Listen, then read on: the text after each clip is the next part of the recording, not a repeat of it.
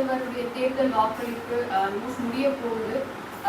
நீங்க உங்க கூட்டணி சார்பாகவும் நீங்க சிபி ராதாகிருஷ்ணன் வாக்களிச்சிருக்கீங்க. அவர் எவ்வளவு வாக்குகள் வித்தியாசத்தை வெற்றி பெறுவார் நினைக்கிறீங்க? காலையில் கழகத்தினுடைய பொதுச் செயலர் எடப்பாடி பழனிசாமிக்கு தொடர்பு கொண்டோம்.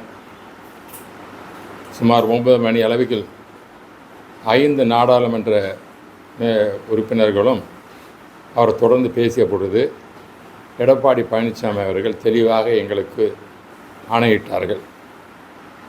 அனைத்திந்திய அண்ணா திராவிட முன்னேற்றக் கழகம் ஒரு தமிழரை தமிழ்நாட்டிலிருந்து பிற்பட்டு சமுதாயத்தைச் சேர்ந்த முதலில் இந்தியாவினுடைய துணை ஜனாதிபதியாக வெற்றி பெறுவதற்கு நாம் ஒத்துழைக்க வேண்டும்.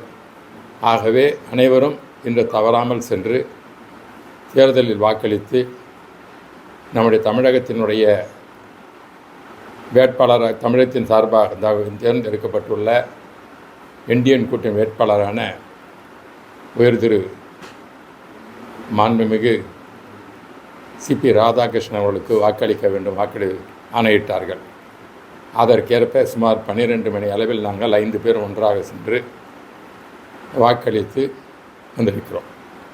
அதில் உங்களுக்கு தெளிவாக தெரியும், இன்று இருக்கிற சூழ்நிலையில்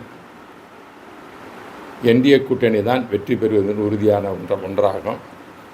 அதிலும் குறிப்பாக ஒரு தமிழகத்திற்கு ஒரு பெருமை தரும் ஒரு நிகழ்வாக நடைபெற்றிருக்கிறது. திராவிட முன்னேற்றக் கழகமானது சிபி ராதாகிருஷ்ணன் அவர்களுக்கு வாக்களித்திருக்க வேண்டும். ஏனென்றால் உங்களுக்கு தெரியும், திராவிட மாடல், தமிழ்பற்று, தமிழ்நாடு என்று தமிழகத்தினுடைய திராவிட முன்னேற்ற தலைவரும் முதலமைச்சரும் ஸ்டாலின் அவர்கள் அடிக்கடி தன்னுடைய கருத்தை வெளிப்படுத்தி வருகிறார். இந்த நேரத்தில் நாம் கட்சி வேறுபாடு பார்க்காமல் நம்முடைய தமிழகத்திலிருந்து, குறிப்பாக பிற்பட்ட சமுதாயத்திலிருந்து முதலில் போட்டியிடுகின்ற ஒரு மாபெரும் பதவி, ஜனாதிபதிக்கு அடுத்துள்ள ஒரு பதவியாகும்.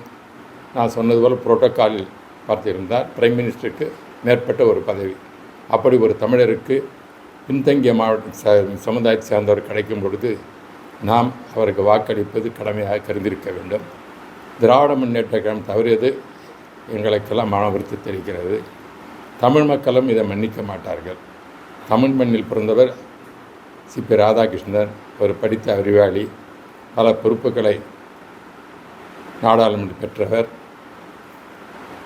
அவர்கள் சொல்லும் பொழுது ஒரு கருத்தை சொன்னார்கள், திராவிட முன்னேற்றத்தை சேர்ந்தவர், அவர் ஆர்எஸ்எஸ் இயக்கத்தை சார்ந்தவர், ஆகவே வாக்களிக்க முடியாது என்று கருத்தைத்தான் கனிமொழி அவர்களும் திருமதி கனிமொழி அவர்கள் தெளிவுபடுத்தி சொன்னார்கள். அதை தான் திராவிட முன்னேற்ற கழகமும் முன்னிறுத்தியது.